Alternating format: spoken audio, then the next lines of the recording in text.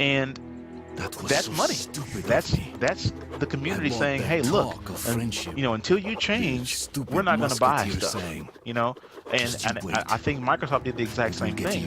When they saw the pre-order numbers and Amazon numbers, were not matching the PS4, and they saw this stuff and they weren't going to make this money as a sale, then they 180 on an extreme policy, and we lost some good things, but that's what they care about. They care about the money, their bottom line, because that's what the investors care about. That's what the company cares about, because the company can't run if there's no money to be funneled into the whole thing. So until the majority wants all digital and doesn't care about DRM or finds a balance between the two, then we will continue to see these 180s. So I think Microsoft does care about what our wallets say, but as far as what we say, to a certain extent, Albert Pinello has come out and said some great things, but you take those things with a grain of salt until you see them. Now, a person like me who is an audiophile, I wanted Dolby Digital. I thought that should have been in the box, out of the box, since the very beginning. They're doing it now,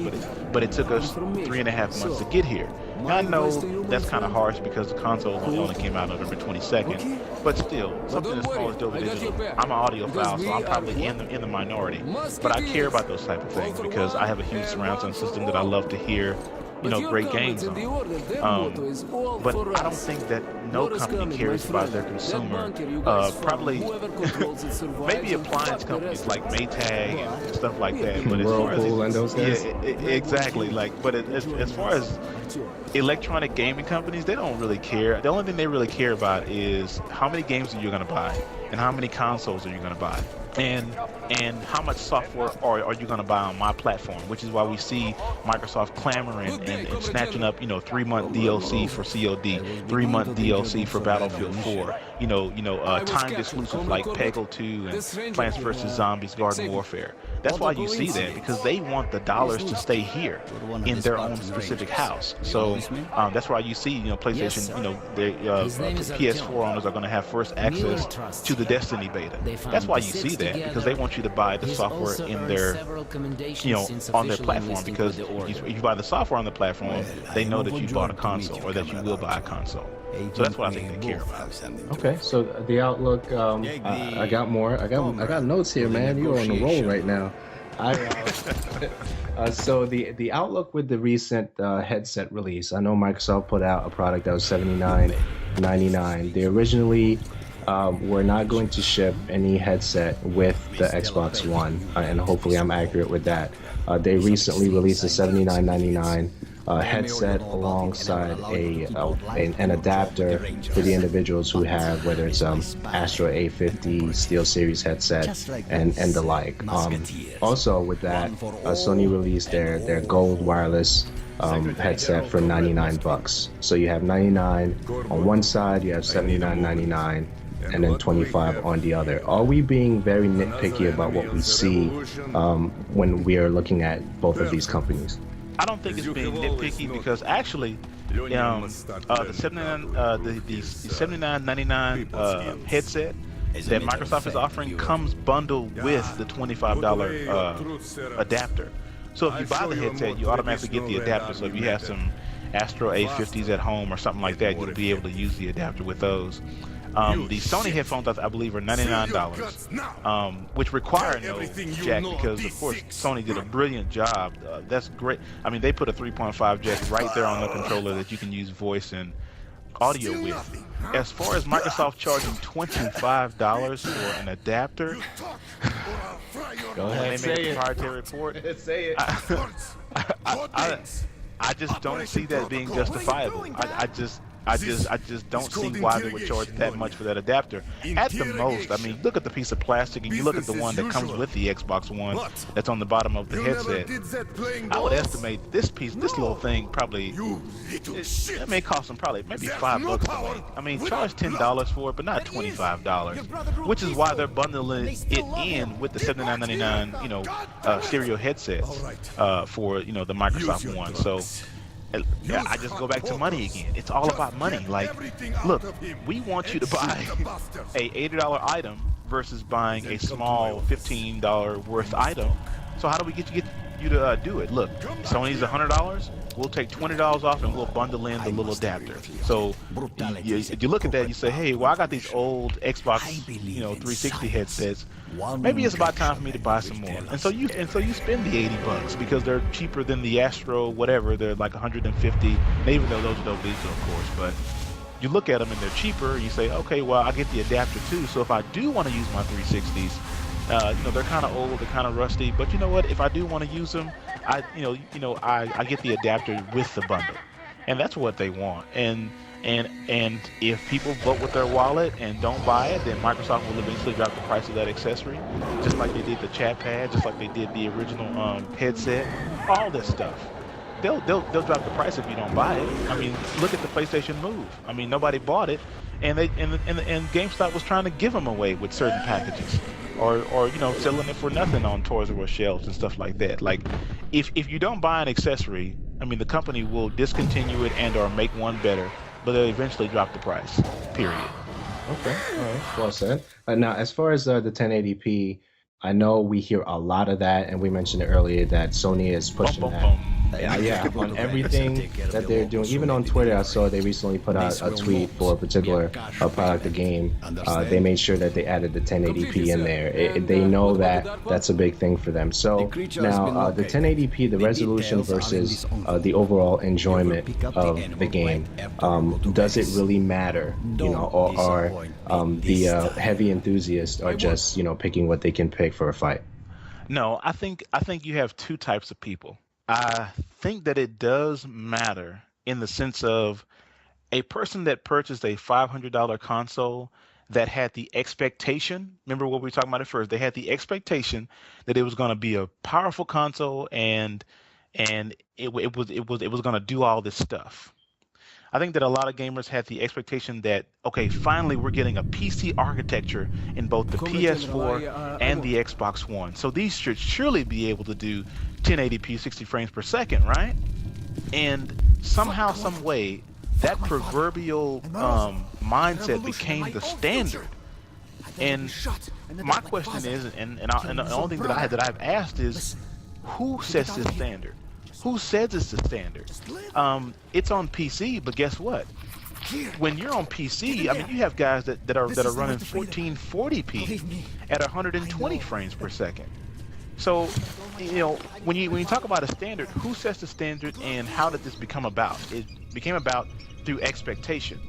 Yeah, definitely. We expect to get what we can with these consoles. I mean, especially when the advertisement for the PlayStation, they make sure in their marketing that they're mentioning it out now because they see that as a marketing plus for them. Let's talk. Yeah, and here's like the main thing though is like people, and see, I don't want to, I guess, well, I get a lot of vitriol anyway, so I'll just go ahead and say it. Go ahead, help yourself, man.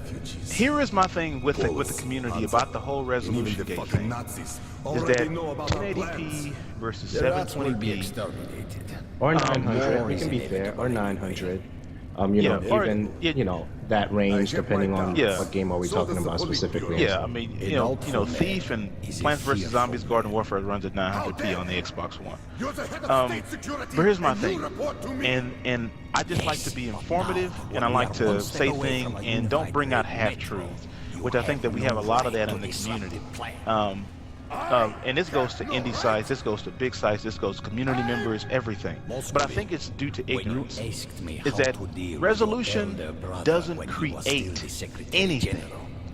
All it does is display an item or a piece of media or a picture or a project or whatever. Okay, and I'll just insert with that display, it looks better, even in the terms of the numbers versus something that is a lower resolution. Oh yeah, no doubt. You can tell a difference, and you can see a difference whether your eyes are great and you can tell a maximum difference, or whether my eyes are bad or I just can't see a minimal difference. But my thing is that bit mapping, texturing, bump mapping, dynamic lighting, shaders, those things create things and show things. It's a difference. Like I said, I'll go back to the SNES and the Genesis, right? There's a reason why Mortal Kombat, was there was a big issue with Mortal Kombat 1 on the SNES and the Genesis, is because on the Genesis it was clearly, this was graphics wise, it looked better than the Nintendo SNES system, and the color scheme was lower. That's actual empirical, like, you can tell that the graphics are lower. In Metal Gear Solid 5 or all the other titles that are multi-plat, there's no disparity in the graphics. There is a disparity in the clarity on your television screen, and I think that's my issue, is that a lot of community members, either through ignorance or either through deception, and I'll go that far, or through skewing information because of their beliefs. They are skewing information because they maybe love Sony, or they maybe love the high resolution, or they're PC gamers and they're elitists, right? It's one thing to be ignorant and say, you know what, I didn't know that NBA 2K14 and FIFA 14 and Forza 5 and Need for Speed Rivals ran 1080p 60 frames per second on the Xbox One. I'm sorry, Rivals runs 30 frames per second on both consoles. On the Xbox One, I didn't know that, and so I just asked this question: are these developers somehow performing alchemy?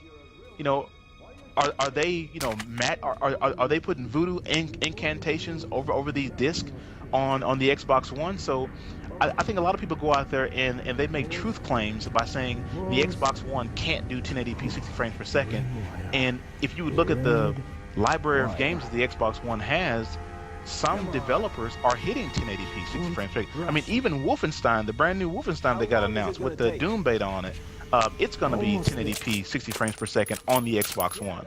So, like, Microsoft's console is a harder design to design for, but it doesn't mean that it can't.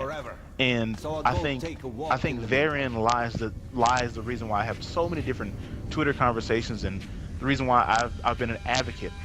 I'm not an advocate for Microsoft. I could give two rattlesnakes' tails less about Microsoft because they don't care about me. All they care about is my money. My thing is that if we're going to be in a community of gamers who are supposed to be informed, we're on podcasts, we have a voice. This is my personal opinion. I think that we have a responsibility to give all the information and give correct information regarding anything that we talk about. And if we don't give the correct information, and if we're ignorant of it, come back on another show or on your Twitter feed and say, hey, you know what? I was wrong about that. This is how it really is, or this is how it is from both sides. But to take out information or to skew information, you go from being honest to having some bit of deception, and that's what I have a problem with. You know what I'm saying? So awesome. Now, Twitch was recently announced, and that's actually going to be released on March 11th alongside Titanfall. And aside from that, there was a Titanfall bundle that was recently done, which will be released on March 11th as well.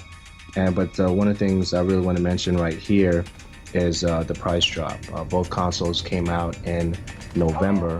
The PlayStation released first, then the Xbox One released after, and we've already seen a price drop for the Xbox One, specifically in the UK region. Should individuals be concerned about that, and what does that say about Microsoft right now? It says that that them not buying a console, or them sticking with their 360 and PS3s, and or either them buying a PS4, is making Microsoft take notice. 5.2 million consoles versus I think 3.5 million consoles. That is a disparity. You know what I'm saying? Like, Microsoft sees that. They understand that because it's hitting them where it hurts, and it's in their money bags. You know what I'm saying? Like, they see and understand that. So guess what? In the UK, where they've been historically weakest, especially in Japan, I'm sorry, but Microsoft has no hope in Japan. I'm sorry. That's just a different market. We can talk about that at length, but there's just no hope over there. But in the UK, they have a chance because they got the FIFA 14 bundle. I think they have some kind of exclusive mode or historical greats or whatever on FIFA 14, but that's not enough. it has shown to be not enough, and so they have to do something. They mark the price down. I think that Microsoft thinks, well, I guess it has been proven that in the States, you have people that have bought both consoles that complain all day long about the Xbox, but they had from November 22nd to January 14th, I know for a fact in the States that Amazon, Best Buy, and GameStop was giving return policies. Full boat. Get all your money back if you bring your Xbox One console back. But people are not going to return it because in the States we buy everything. We build PCs, we have Xbox Ones, we have Ouya's, we have Wii U's, we buy everything. And Microsoft knows that. Hey, Knox? Yeah. What's an Ouya? Well, it's a thing that they sell inside of Best Buy, and you can use it as a doorstop. You know, so you know. You know, it's small. You know, it's black. You can, you know. No, but no. Seriously, like Microsoft knows that you know eventually every American gamer will eventually have an Xbox One. Their battle is with Europe, which is why they saw it fit to mark the price down this quickly. In my personal opinion, I think that Microsoft should just take the hit. They have the money in the bank. I mean, you talk about Windows owning 75% of the Office and corporate market, and you talk about their other systems, and the Xbox 360 is still profitable to this day. The Xbox One is profitable because of the fact that the software and all the stuff that they're doing with it. But they have the money in the bank. But the problem is that Microsoft is so stubborn because the American market, you know, is buying their equipment, and they keep their equipment and they keep their products. But I think that Microsoft should just take the price down. I think that you can bundle any game, specifically Titanfall, because it's probably the most anticipated game. I would mark the Xbox One down to $429. I think that that's reasonable. $429, and pack in a downloadable code won't hurt you at all. It could even be a Microsoft title. Give everybody Forza 5, or give everybody Dead Rising 3, something digital that's, you know, that's first party or second party title. I think that'll be a great strategy, but we'll see how it fares. But so far, I don't think Microsoft, like I said, they have no plans to mark it down because they know people are going to buy it.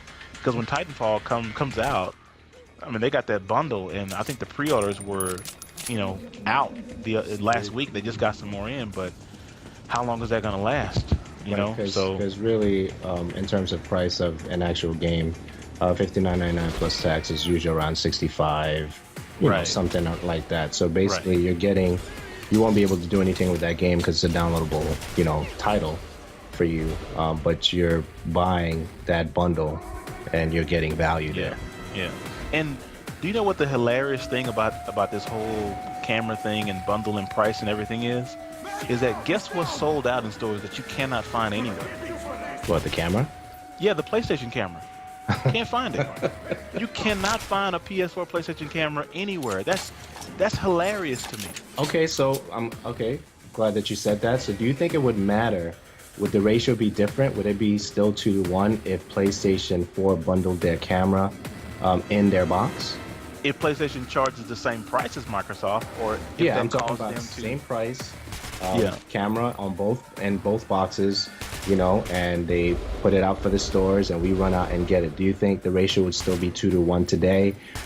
Because, and before you answer, I think it has a lot to do with what happened at E3. I think there's still a wave of energy still coming from that announcement ever since. So do you think it would matter if you know, PlayStation 4 bundled their camera at $500? I think it would be, you know, a huge difference. And if you were making that scenario, I think both of them would probably be about the same.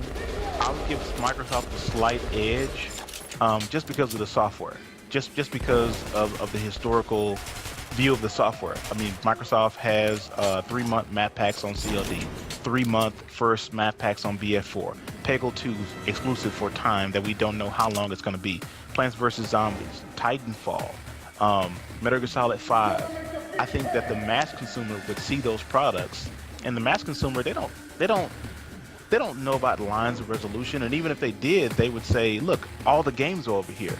And that's kind of the point that I was making with you when we were talking before, is that if I have a PC that's great and that's $1,500 or whatever, Plants vs Zombies, Titanfall, and Metal Gear Solid 4 are coming out within the next 2 weeks or so. One of them has already been released. But other than the Xbox 360, if I have only a PS4, I have to make a choice. If I want to play Titanfall in 1080p, because 1080p is such a big thing, I have to go out and buy and build a PC. Or I have to buy an Xbox One, which it won't be in 1080p. Or if I have a PC, I can't play Plants vs. Zombies right now, and I have to go out and figure out a way to get a PS4. So I have to spend extra money. Well, the mass consumer is not going to do that. They're going to buy one console. So I would give the slight edge, and only slight, because of course, the energy that's still kind of persisting from E3 with Sony's great marketing job, and of course, sticking the nail in the coffin with their announcement at the very end of the conference. I would give the slight edge to Microsoft because they have the software. They have the software that the masses, or that we as the core, want to play. Everybody wants to, like, when you see craze over a beta access, like, did you see the craze on Twitter and Facebook? I was in it. Like, man. like, I had people who had been historically Sony advocates, 3 of them, I won't name them, asking me, how do I get into the Titanfall beta? Do you got a beta code? Give me a beta code. You got a beta code? I'm like, really? I was asking for like 2 to 3 days straight because I didn't get mine yet, even after registering with email and stuff like that. It was that big of a deal. Yeah, and they finally opened it up to everybody, right. But nobody cared that it was running 792p, because guess what? We were having fun. Yeah, we were. And that's what it's all about. I think that's what the average consumer cares about the most, is having fun and having the first content, having the first games, and having the games that everybody wants to play. I think that's what the mass consumer, and to a certain extent, that's what the core cares about. And it's been proven with the amount of craze over Titanfall. Definitely. So NPD numbers, we know we saw that recently, 2-1. The console, the PS4, was just released in Japan a couple of days ago, February 22nd. Do you think 320,000 units, 322,000 units were sold? Yeah. Do you think it's going to be a big thing? Do you think are we going to see 3-1 ratio, or do you think that's just absurd? No, that's kind of absurd. People are just that's kind of absurd. All right. Any more thoughts on that, or are you good? No, I mean, when you talk about 3-1, I mean, you're talking about selling an exuberant amount, and I think that Titanfall will be popular for the next, I would say, have to be for the next, at least the next 6 months to 8 months. So I think Titanfall will carry on. Of course, this is Respawn Entertainment. This is Vince Zampella, the guy that created the COD train of DLC content map packs. So I think Titanfall will have more map packs, more DLC content. They'll probably put in microtransactions, or they'll probably make stuff more enticing by double XP events. So I think Titanfall, I think Titanfall will be popular even into next year. Titanfall will be one of those games, like the historic 360 games, like Gears and Halo. They'll be popular forever because of the fact that you can play it with everybody. You can play it with your friends, and it'll be a community water cooler type event every night when you hop on with your friends online. And I think Titanfall will be in that same COD, Battlefield, Halo boat. So I think that the popularity of it will just continue. Okay, so what do you think the Twitch impact is going to be for Microsoft, having to connect, and that's going to be released in about 10 days, give or take? What do you think that impact for the broadcasting will be for the Xbox One? I think it's going to be great. Now, I don't know how much popularity it's going to receive. I think with certain communities, like with the Street Fighter community, you got EVO 2014 coming up. Microsoft is sponsoring a part of that because, of course, they have Killer Instinct. And you have the Level BF events, which is, the Battlefield, kind of the Battlefield guys. Then you have Halo 3, you have COD, which is a part of AGL and MLG. You have those events coming up. So I think that it'll be really, really popular with those specific communities. But I am curious to see how popular it's going to be with the podcasting YouTube, committee, because this is great for me because I didn't want to, like, I've talked to you before about buying an AverMedia or a Hauppauge or an Elgato, device. But like now I'm like, because the Twitch streaming on Xbox One is going to have, Twitch archiving.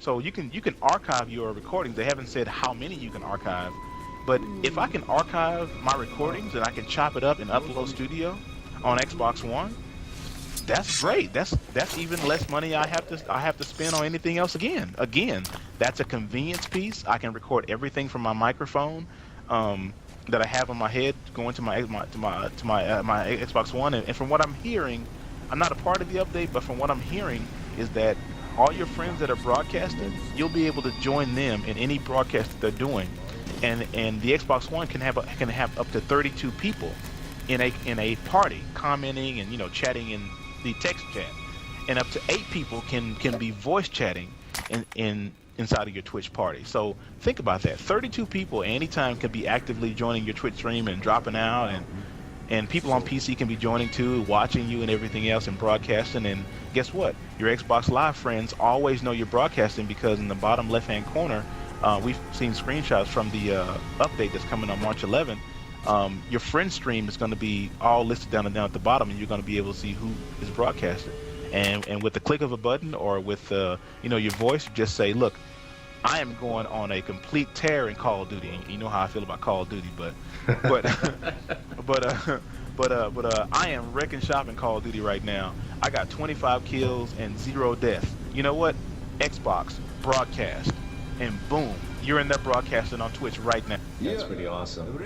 Yeah, I'm actually looking forward to seeing exactly what they're going to do with that, man. I mean, I'm definitely excited to see how the community is going to respond to Twitch. And I haven't really streamed anything in a while, but it's definitely going to allow me to actually come back and stream some more the games that I have here. Yeah, and I was personally, being the competitive gamer and being a huge Halo guy, because I'm in Dallas, so all the Halo events, I get to see them firsthand, and it's competitive and it's great. I don't play professionally anymore, but it's still great to be a part of that community. And I was personally mad at Microsoft, because that's something that they advertise. They actually advertise on stage, the whole Twitch thing, and hey, it's going to be available. But I can't have a bit of mercy, because I can now see what they were trying to do with it. All right, so the last point that I have is the Wii U. I know I haven't mentioned anything about Wii or Nintendo at all up until this point. This is the very last point, and if you have any closing comments, we'll do that. The Wii U, what's next for the Wii U and the other 2 consoles? Man, do you mean like as far as the PS4 and the Wii U? As far as looking at the Wii U and it's in terms of competition for the 2 consoles and its future and how it's going to make it and in that jungle right now. Man, I honestly really don't know what Nintendo has to do. Like, I just think that same way with Microsoft and Sony, I think they have to get the price down. I mean, $250 or $300 is still too expensive for that console, where you're only going to play Nintendo games on it. Because I mean, we see developers are pulling out left and right. And, we had this huge advertising campaign that, hey, Mass Effect 3 is going to be on this console. Batman Arkham, Arkham City is going to be on this console. And we see now that all of the third-party developers are either not going to develop their next titles for it, or either they're pulling out because of the fact that they know that it's a Nintendo box, and that historically, even on the Wii U, third-party games just don't sell. Like, they just don't sell. That box is designed to sell Zelda, Mario, Metroid, and Smash Brothers. And maybe a Pokemon if we ever get one that doesn't come on the DS or 3DS. I just think they need to drop the price. Drop the price and put out another Pokemon Stadium on the Wii U, and it's pretty much, that's it. Like, Nintendo can drop a Monster Hunter Tri in Japan, in Japan, and they can drop a Pokemon in the States on the Wii U they can do Smash Brothers Melee graphics, and it'll sell millions. And I think that's what they need to do. They need to just keep putting out the franchises they know, but most of all, just drop the price. I mean, drop it to $199. Just drop it to $199. Where it makes it more comfortable, because it's hard to make that decision. Just mentally, it's just hard to make the decision to buy a Nintendo console when you have the PlayStation 4 sitting right next to it for basically $100 more, or in some cases less if cards and stuff like that. Like, it's just hard to make that jump. So I think Nintendo just needs to just refocus. I don't think they're getting guys like me back. I think I think guys like me have moved from Zelda to Skyrim or to Destiny pretty soon. See where I'm going with this? Yeah. Like, I think Zelda's fun. I played Skyward Sword, but I just don't think that Nintendo cares about the hardcore gamer anymore. Even in their games, like, it's like they can do so much more with these franchises that they own, but they continue to try to do small, fresh experiences, but not really change up the game of what they can actually do. And the Wii U, honestly, while we're talking about it, speaking of 1080p 60 frames per second and all this powerful console and everything, the Wii U has more games that are running 60 frames per second 1080p on it than most of the other consoles do, which is the ironic part about it.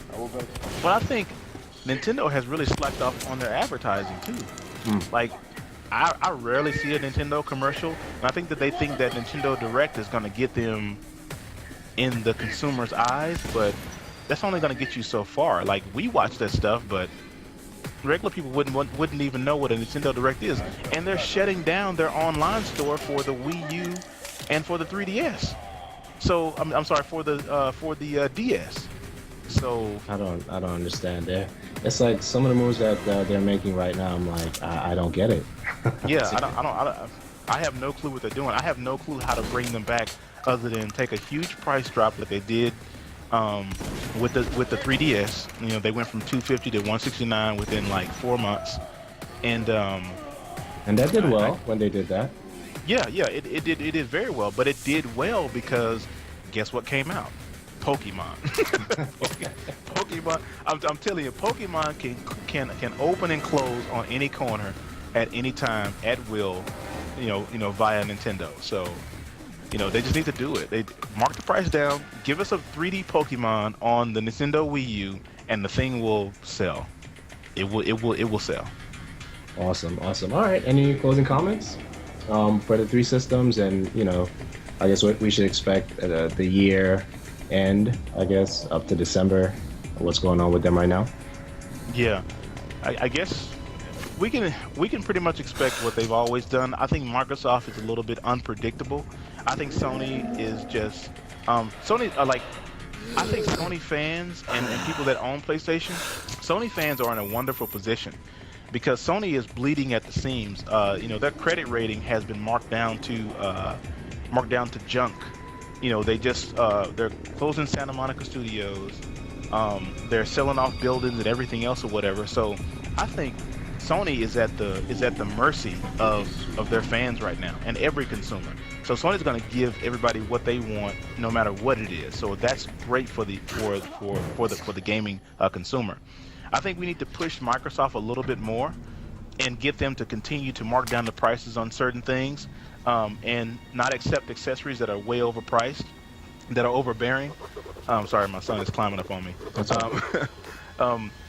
And I think that for Nintendo, I have no idea what we can do with those guys because they don't listen. But it's because of the fact that Nintendo, honestly, they're only a games company. They have $8.6 billion in the bank, and they only have 2 consoles out that they really have to support now because they're canceling the online service for their prior handheld and console. So I think Nintendo is just in this incredibly tunnel vision spot where they don't care what anybody thinks or what they say because, I mean, when you got $8 billion in the bank with no debt, they have no debt. They have no credit out. Like, they have no debt. So I think that, you know, all these stories that we're hearing from game journalists talking about Nintendo should stop making hardware and, you know, start making a Dreamcast, just software only. Start making software with it. I'm like, you don't even know what you're talking about. Like, you are incredibly ignorant about the financials of what Nintendo has. I mean, $8.6 billion is not nothing to laugh at. Like, so I think, you know, in just those 3 categories, Sony fans, y'all can get whatever y'all want now. If regular consumers can go to Sony and say, you know, what do you want me to do? And they're going to give it to you. Microsoft, you got to push them because they have this vision stuck in their head because they want the living room. But quite honestly, that is remain to be seen, and I kind of like it because, dude, I got two sons that play the Kinect all the time. I download the Kinect Sports Rivals demo, and they have a blast with it. My wife does the Xbox Fitness, and I have a blast with that because I get to watch her do it. And so, Yes, sir. yeah, so you know, like, I mean, to me, and guess what? When you talk about games, they haven't forgot us. They still talk about the hardcore. They haven't forgot us. I have one console, an Xbox One, and I get to play all the major releases that are coming up, except for Infamous Second Son.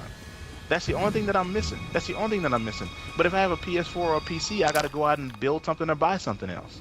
And so, in that aspect, I think that Microsoft is. To be fair, you're going to be missing Uncharted and some other things too. So. Yeah, I mean, but that hasn't been. We have no clue what the dates are for those things and everything else. But they are coming. Right. But when that time comes, we'll see what happens because you got stuff like Quantum Break coming out, Sunset Overdrive. We can talk about the plethora of different unannounced titles.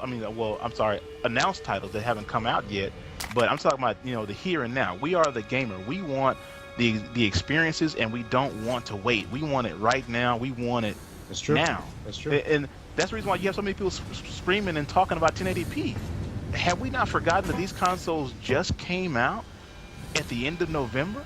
It's just now March, and we're freaking out over lines of resolution because we want it now. And I think that's the thing that Microsoft is doing. They're going out and getting those unique gaming experiences. The indie titles are coming up in the ID at the ID at Xbox program, and I just think Microsoft needs a bit more of a push. Okay. And the push is going to be not buying their products if you don't deem it to be right. Okay, so because of you brought this question on. So what if we're sitting at the November, December coming up, and big titles are coming out, and they're still not 1080p for the Xbox One? Then what? Should we complain or not complain?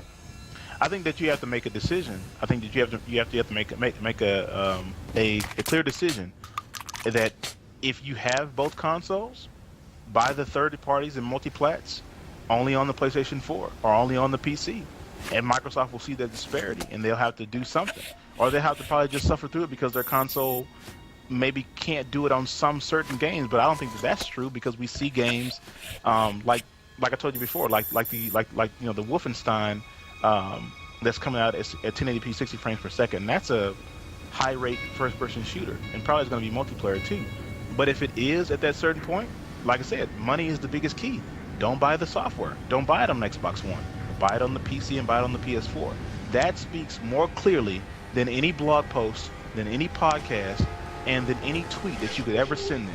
Money not in their pockets and staying in your pockets or going somewhere else to a competitor speaks volumes more than what your voice could ever mean to them. Awesome, man. I mean, no, it's definitely a pleasure for you coming on and hanging out and just analyzing these three consoles, these powerhouses. However we look at it, they're all powerhouses in their own right. So definitely appreciate you, man. All right, so pimp out your stuff, what you're doing, and projects coming up and things like that, and then we'll close out.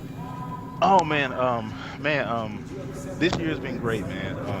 Like I said, I'm making a transition. I'm actually now a pastor. I've been pastoring a small church from last June. Oh, wow. Up until now. All right. Yeah.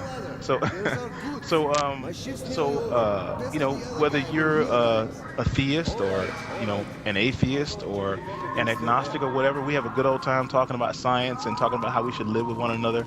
And I think that's the reason why I kind of extracted from the community a little bit, is because I've been worrying about a lot larger issues than just gaming and everything. But not to discredit anything that we're doing here, but we need to try to figure out how we can live with one another and make things more peaceable. Because the Bible says that we should live peaceably with all men. Yes, while not compromising what we know to be true. That's right.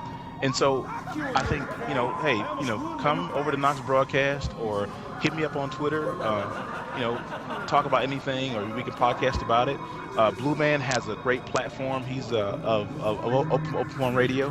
He has a show called Prove Your Point, and it's an actual debate show. So if you got something that you want to get off your chest, whether it be 1080p or whether it be the God or the non-God of the universe, we can talk serious spectrum or funny spectrum, and that platform is great to do it on, and I'll be more than happy to oblige anyone.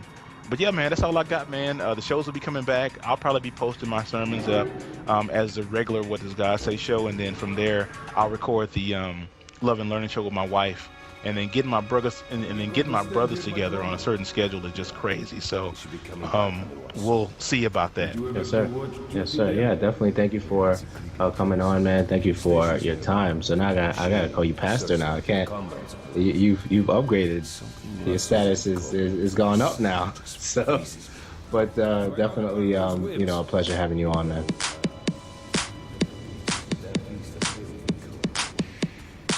Thanks for listening to this episode of The Show Radio. If you've listened to the show in the past, even if this is your first time listening, please consider leaving an iTunes review for the show. This will allow the show to get more exposure in the iTunes catalog to listeners such as yourself. I'll give you a shout out when I read your review on an upcoming show. Don't forget to include your name, blog, and affiliation. Also connect with me on Twitter at Uriah, which is spelled Uriyya. And we can start a conversation there or even continue one from the things that you heard on this particular episode. The links to the iTunes and Twitter pages will be in the show notes, as well as theshowradio.info. Thanks for listening, guys. I really do appreciate it. And I look forward to have you join me on the next show. Love you guys and have a blessed week.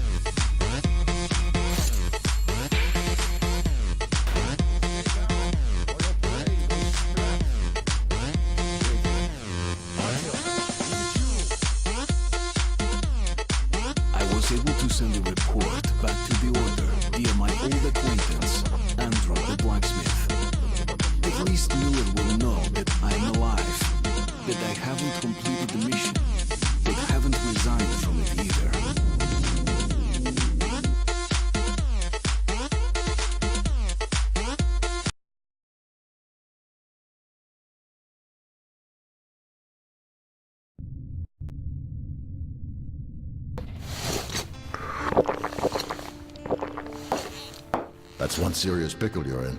But I can help.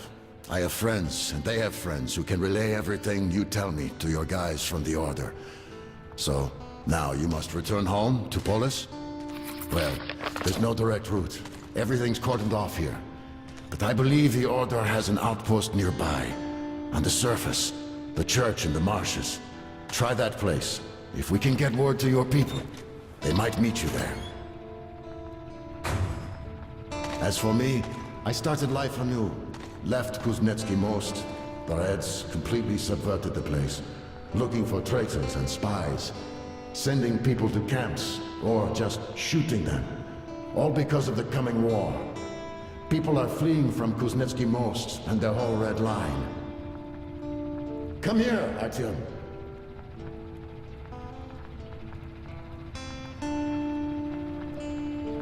Come here, Artyom.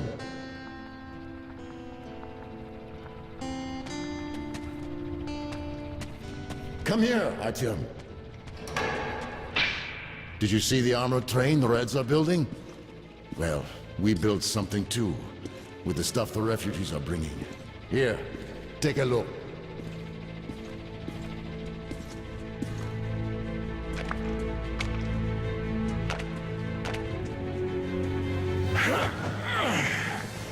At this baby, the boys even gave her a name. You can't help but fall in love with her. She did a swell job running refugees, but hell, you can't save everyone. So, take it. We have people in Venice, too. When you get there, find Woodpecker and tell him where you left our baby. Climb aboard.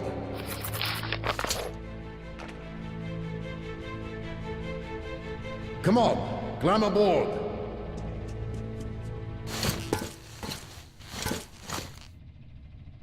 All right, start the engine.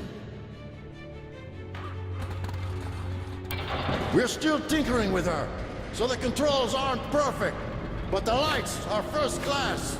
No need to fear the spider bugs around her. And there's a lot of those in the far tunnels. You should know!